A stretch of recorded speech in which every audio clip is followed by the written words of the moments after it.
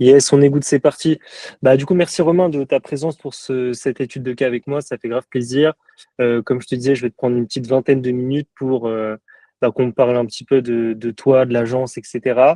Mhm. Et puis voilà, tu me dis si tu as des questions.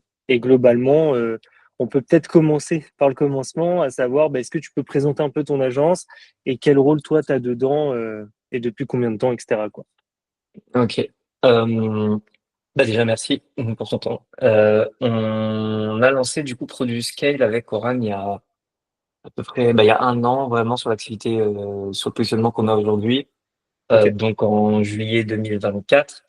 Euh, En gros, on accompagne les freelances sur leur activité. Euh, voilà. Donc moi, en fait, Oran gère vraiment toute la partie delivery avec les clients, etc. Faire en sorte que l'expérience client soit au top. Ouais. Et c'est elle qui va vraiment gérer tout ça. Et moi, je vais plus gérer la partie, on va dire la boîte au global, tout ce qui va être management, des coachs, le recrutement, le scaling de manière globale aussi. Top. Trop bien. Ouais, donc vous avez vraiment splitté. C'est généralement ce qui se passe, hein. Tu as une personne un peu dans le delivery et l'autre qui est beaucoup plus sur le côté acquisition. Et c'est le meilleur, la meilleure façon de bosser pour moi. Moi, c'est ce que j'ai toujours fait, même avec Clément quand on avait au Russe. Donc, trop bien. Bah, merci beaucoup. Quelle est la raison un peu de la création de l'agence? Enfin, est-ce que vous aviez une conviction forte? Est-ce que c'est parce qu'il y avait une absence de marché? C'était quoi un peu les objectifs? Qu'est-ce qui fait que d'un coup vous avez dit, OK, putain, faut qu'on lance ça, tu vois? Ouais, en gros, l'histoire, c'est que nous, de base, on s'était lancé en août 2023 sur Mhm. LinkedIn et on avait lancé notre agence en même temps. OK. On voulait, on avait fait le pari en fait de faire 100% de notre acquisition grâce à LinkedIn pour notre agence. OK. C'est ce qu'on a fait. On a scalé assez rapidement et on faisait que de l'organique, vraiment que de la création de contenu. On démarchait pas du tout ou quoi. Et OK. du coup, rapidement, en quelques mois, il y a de plus en plus, vu qu'on, en fait, on a tout documenté sur LinkedIn, on faisait que du business public et les gens kiffaient de fou. C'est comme ça qu'on a un peu construit nos communautés au début sur LinkedIn. Et du coup, de plus en plus de personnes, vu qu'on faisait que du business public, de plus en plus de personnes sont venues nous voir en nous disant, bah, comment vous faites, comment vous trouvez des clients grâce à LinkedIn, etc. Donc, on s'est dit qu'on allait, pourquoi pas en profiter pour faire de l'infoproduit, tout simplement. Donc, au début, on a créé des formations pour apprendre aux gens, notamment une formation qui s'appelle système de contenu, pour apprendre aux gens à créer du contenu sur LinkedIn, développer leur marque personnelle et attirer des clients pour leur activité grâce à ça. On a fait ça pendant quelques mois et le truc c'est que la formation c'est fun mais pas très humain et voilà il n'y a pas trop de sens on va dire derrière. Donc on s'est dit pourquoi pas tenter justement en juillet 2024 du coup pourquoi pas tenter de faire des coachings. Donc on a proposé pareil toujours le même format genre, pour notre acquisition, c'est que Oran a juste fait un post sur LinkedIn, elle a dit que voilà on réfléchit à faire du coaching. S'il y a des gens intéressés qui nous contactent, on a eu une vingtaine de personnes qui nous ont contactés, on en a pris 5 et c'est comme ça que petit à petit chaque mois on prenait 5 personnes comme ça et on commençait à faire des coachings. Et en fait, c'est ce qu'il y a. Au début, il n'y avait pas vraiment de but, d'ambition, de boîte derrière ou quoi. Mais petit à petit, ça a pris de plus en plus d'ampleur. On s'est dit, tiens, on va structurer le truc. On va pas juste faire des coachings, on va faire un vrai accompagnement. Et Mhm. c'est comme ça que Produit Scale est né, quoi. En gros. Ça tue, mais en fait, c'est trop intéressant votre anecdote là-dessus. Parce qu'en fait, vous avez commencé par la preuve sociale et après, vous avez dit, putain, il y a un sujet, bah, on en fait une boîte. Tu vois le truc? Là où habituellement, les gens, ils ont des convictions, ils lancent, ils essayent et tout. Là, en fait, c'est parce que vous avez construit vos clients grâce à LinkedIn que vous en avez finalement fait une deuxième offre et que c'en est Mm. devenu une, tu vois. Donc, c'est vraiment hyper intéressant. C'est assez rare que ce soit comme ça. C'est généralement, tu pars toujours encore une fois d'une conviction, ou alors il y a une absence de marché et les gens se disent putain, faut Mm. créer ce truc-là parce qu'il y a trop de demandes. Et vous, en fait, vous avez créé votre demande sans trop faire exprès, enfin aussi parce que vous êtes bon, hein, Ah. bien sûr. Mais c'est là que vous avez dit ok, bah là il y a un sujet et je pense que c'est trop bien parce qu'en plus, bah on en parlera peut-être un peu après, mais l'avantage de ce type d'offre, c'est que de l'humain et c'est que du temps. Donc en fait, vous avez une bonne marge aussi, quoi. C'est que du coaching. Donc ça, c'est intéressant. Ouais, nous, on a tout s'est fait naturellement, effectivement. Et comme tu dis, au début, quand il y avait que nous qui délivrait, on avait 100% de marge, quoi. Enfin, il y avait juste les coûts des outils, quoi. Mais sinon, Mmh. c'était que de la marge, quoi. Bon, là, maintenant, c'est plus trop le cas, mais Mais c'est normal, heureusement. ouais, Mais ok, ouais. trop intéressant. Bah, merci en tout cas déjà pour cette première partie. Bah, du coup, forcément, une question assez logique et chronologique finalement. Quelle est un peu la grosse problématique ou défi, Tu vois, c'est pas toujours un problème, mais le défi que vous avez rencontré avant le charbon, tu vois. C'est en gros, est-ce qu'il y a un moment où tu t'es dit, ok, bon là, il faut qu'on se fasse accompagner pour X raisons ou parce qu'il y a ce défi, tu vois. Bah, comme je te disais, nous, on a fait le format du charbon, qui est, je pense, pas du tout le même qu'aujourd'hui, parce que c'était Ouais, vraiment juste des coachings avec Clément. ouais, Et en fait, justement, ce qui nous a attiré là-dedans, c'est que vu qu'on était tous les deux avec Oran et qu'on était, en fait, avec Oran, on est deux personnes extrêmement différentes. On a tout le temps des avis différents sur tout. C'est ce qui fait notre force, parce que du coup, on est ultra complémentaires, mais c'est aussi parfois un peu une faiblesse dans le sens où on se tire un peu dessus. Et du coup, on avait besoin de quelqu'un pour trancher. Donc, nous, on avait dit à Clément, bah, on a besoin d'un psy business, quoi, de vraiment quelqu'un on vient, c'est une séance, on raconte tous nos trucs, et lui, il tranche et il dit, non, ça, effectivement, lui, il a plus raison, là, ça, elle a plus raison. Et c'était ça l'objectif vraiment du coaching.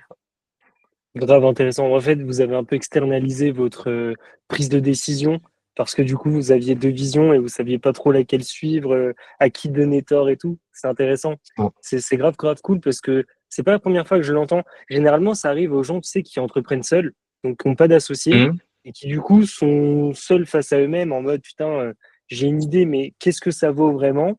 Et du coup, Mhm. ça fonctionne aussi avec deux personnes qui fonctionnent totalement différemment. Tu vois, moi, je sais qu'avec Clément, quand on avait Russe à l'époque, on était un peu dans ce cas de figure. J'avais tendance à avoir beaucoup d'idées, lui aussi. Et en fait, on n'était jamais à 200% raccord. Et, euh, Mhm. et c'est vrai que c'était un gros sujet, parce que des fois, tu mets beaucoup de temps à lancer un truc, alors que ça peut être rapide et tout. Mais ok, grave intéressant, grave cool. Et du coup, vous avez connu comment le charbon et pourquoi vous avez dit oui? Enfin, du coup, ça, tu m'en as un peu parlé, mais comment vous avez connu et qu'est-ce qui vous a fait dire ok, bon, let's go, là, les yeux fermés, tu vois? Je crois que c'était parce qu'on avait fait un post. En fait, vraiment, nous, jusqu'à il y a, enfin encore maintenant, hein, enfin bon, moins maintenant, mais jusqu'à il y a quelques mois, on faisait tout avec nos posts, quoi. Genre vraiment, c'était sur LinkedIn, on avait besoin d'un truc, on faisait un post.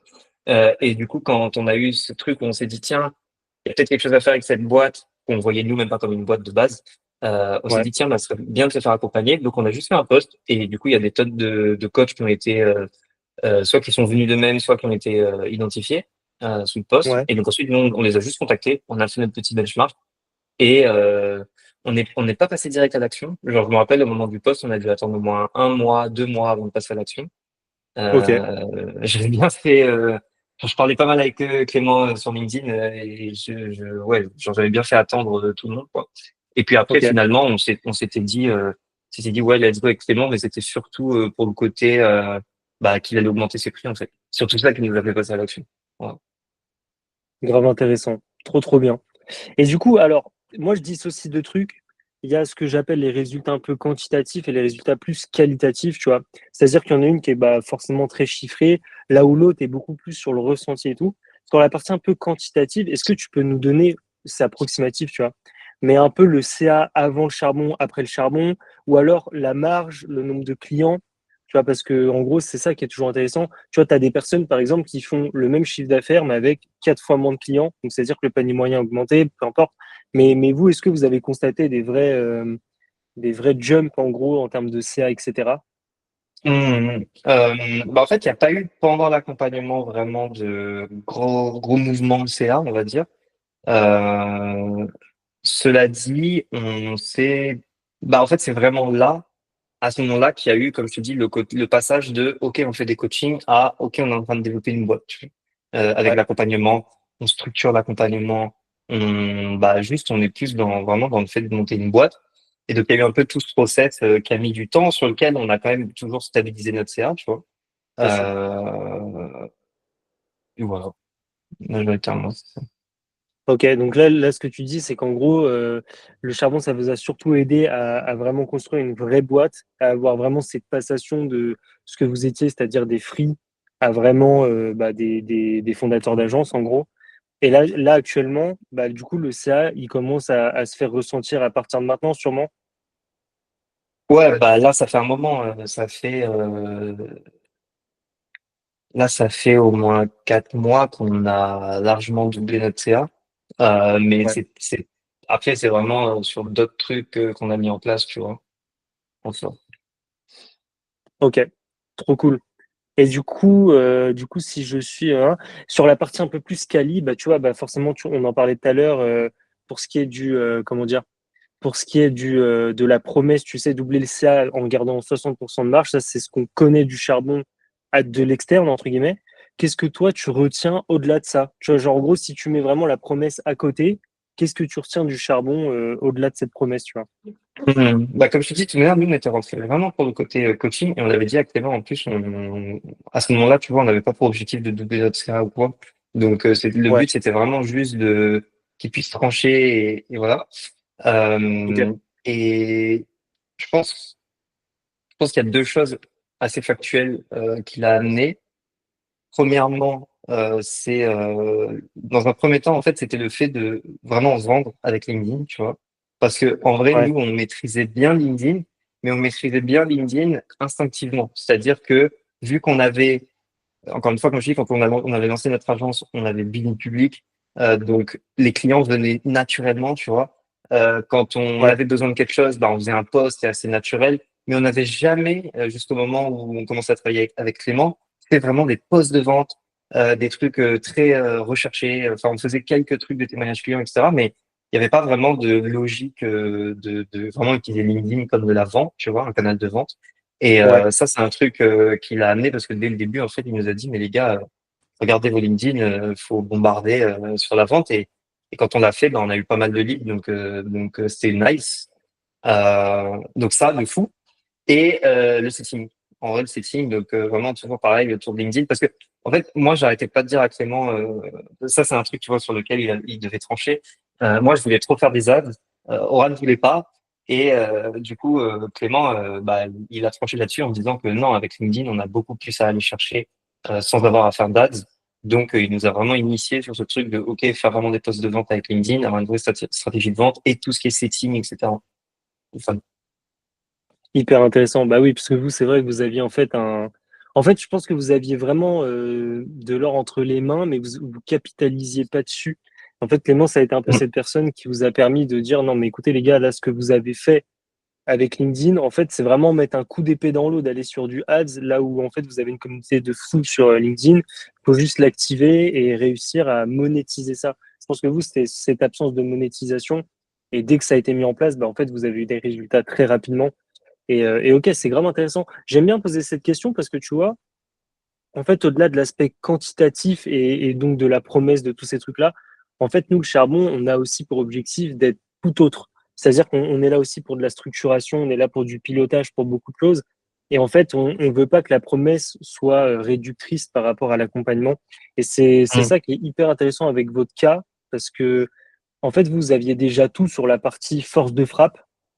Maintenant, la question, c'est comment est-ce qu'on faisait pour vous mettre dans une dynamique de vente? Et en fait, vu que ça s'est rentré aussi dans l'ordre et que vous avez réussi à vous poser comme des vendeurs et plus comme juste des créateurs de contenu, ce qui est très difficile en vrai, mm, et ben là, du coup, vous avez des gros chiffres et c'est hyper intéressant. Et c'est pour ça que j'aime bien poser cette question parce qu'elle est hyper parlante. Trop bien. Et du coup, petite question qui rejoint totalement ce que tu as dit, c'est quoi qui fait vraiment la différence pour toi dans le charbon? Parce que tu sais, il y a tout, il y a le school avec le côté communautaire, il y a les masterminds, les événements, tous ces trucs-là. C'est quoi le truc où tu t'es dit, putain, c'est vraiment ça qui nous a permis de faire ce qu'on fait, quoi.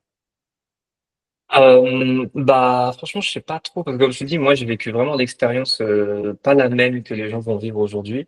Mais c'est vrai qu'on est quand même dans le school, on a payé aussi pour les masterminds.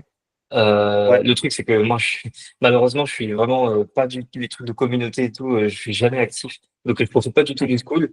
ok, Mais les masterminds on a eu l'occasion de faire le premier, c'était grave cool. Franchement, je m'attendais pas à ce que ce soit aussi bien. Et bah, malheureusement, on n'a pas pu faire le deuxième parce que c'est tombé le jour d'anniversaire de Ron. Mais ça aurait été avec plaisir.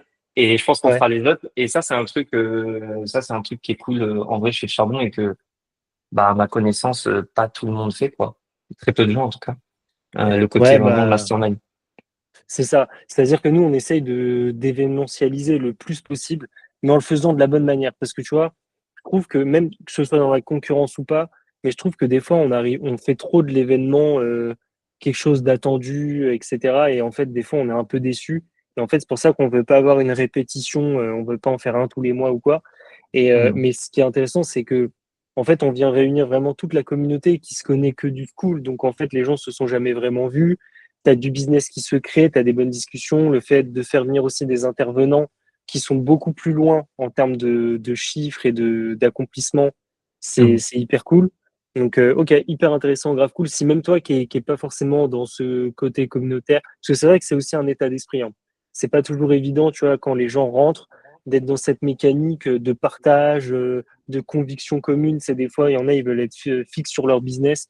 Mais si même comme ça, c'est un truc qui t'a parlé, bah, pour nous, ça fait grave plaisir, tu vois. Franchement, c'est grave cool. Ouais. Et ok, trop bien. Franchement, hyper intéressant. Bah, c'est à peu près tout. En vérité, je pense qu'on a fait plus ou moins le tour. En fait, l'idée, c'était vraiment de tirer des conclusions un peu quanti, un peu quali. Vous, moi, j'adorais votre cas d'école parce qu'encore une fois, en fait, vous aviez tout, sauf la partie structurelle, là où généralement les gens, ils sont très mauvais en termes de rayonnement. Tu sais, en fait, ils ont rien, ils ont juste une idée, une bonne idée. Ils sont préparés, mais ils n'ont pas de bande passante. Vous aviez la bande passante, mais vous n'aviez pas forcément la mentalité de dire, OK, comment est-ce qu'on met dans une position de business. Et en tout cas, bah, trop content de voir que ça performe de fou. Et voilà, hein. Franchement, ça fait Ouais. kiffer. Même vous, je sais pas, c'est quoi un peu vos objectifs maintenant? Est-ce que vous avez des achievements en préparation? C'est quoi un peu les... Non. Ouais, bah justement, en vrai, c'est drôle parce que du coup, de revenir un peu en arrière, j'avais pas fait ce travail, tu vois, c'est tout bête, mais c'est vrai que là où on voyait pas le truc vraiment comme une boîte il y a 8 mois, Ouais, là on a vraiment une grosse vision, des gros objectifs, tu vois. Enfin, en fait, ça fait bizarre de dire parce que la plupart des gens qui disent ça, ils le disent un peu en mode bullshit, mais on veut vraiment, tu vois, d'ici 2 à 3 ans, être reconnu comme l'accompagnement numéro 1 pour les freelances, tu vois, en France. Euh, et donc, bah, on a beaucoup de taf pour ça, mais tu vois, même pas forcément d'un point de vue chiffre, même si évidemment les chiffres suivront, mais vraiment d'un point de vue de brain, quoi, que les gens, quand ils se disent, OK, je suis le freelance, par qui je dois me faire accompagner pour avoir des résultats et stabiliser mon activité et pérenniser mon activité, bah, c'est pour du scale, tu vois. ça tue, non, mais C'est c'est... Ouais. la vision. Je vois trop bien. Non, mais c'est génial. Franchement, ça fait grave plaisir. Parce que du coup, ça vient insuffler une vision. En fait, ce qui est trop, trop bien avec vous, vraiment, c'est que vous avez vraiment une évolution. Et en termes de business et en termes de mindset, c'est qu'au début, vous faites ça un peu en mode, ouais, bon, de toute façon, on est chaud sur LinkedIn, autant tenter des trucs. Puis après, vous Mm. dites, putain, mais il y a l'opportunité du business. Puis là, du coup, on arrive maintenant à une vision qui est de dire, OK, comment est-ce qu'on arrive à faire qu'on ait le meilleur accompagnement brand et de free, etc. Et en fait, nous, c'est un truc qu'on partage aussi, parce que finalement, on a plus ou moins avec le charbon le même positionnement, sauf que c'est à deux momentum totalement différents, vu que nous, c'est sur l'agence. Mais au final, ouais, on attend la même chose des gens, on essaye de les porter au même endroit. Donc ça fait grave kiffer. Franchement, c'est tout ce qu'on vous souhaite et c'est top. En tout cas, je pense que vous avez le bon équilibre et la bonne dynamique. Je pense que vous avez deux gros comptes qui performent de fou. Et puis là, maintenant, vous avez vraiment cette mécanique business et cette mécanique d'équipe plus boîte, parce que du coup, c'est ça aussi qui est compliqué au départ. Bah, maintenant, je pense qu'il n'y a plus qu'à, hein, on va dire. Ouais, c'est ça. Il n'y a plus qu'à charbonner, comme on dit. C'est ça, voilà, exactement. Attends, je cut l'enregistrement. Hop.